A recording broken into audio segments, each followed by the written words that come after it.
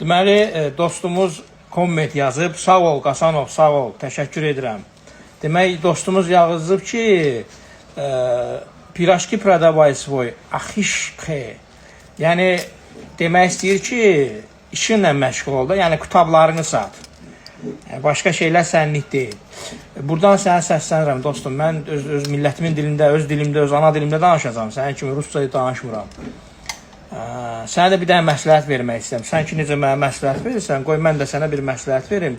Səhifəndə baxıram, ailə şəkilləri paylaşırsan, qız, gəlin, uşaq və s. Mən sənə məsləhət verirəm ki, bəd nəzər deyilən bir şey var. Göz dəyər. Yəni, paylaşmasan yaxşıdır. Ələxsusda qız gəlinin. Yaxşı, dostum mənim. Qıraq kişilərin, yəni sənin ailənə baxması nə ehtiyac var ki? Ən azından göz dəyə bilər, bəd nəzərə gələrlər. İstəyirsən qulaq as, istəyirsən qulaq asma. Allah köməyin olsun. Təşəkkür. Spasiba, bro.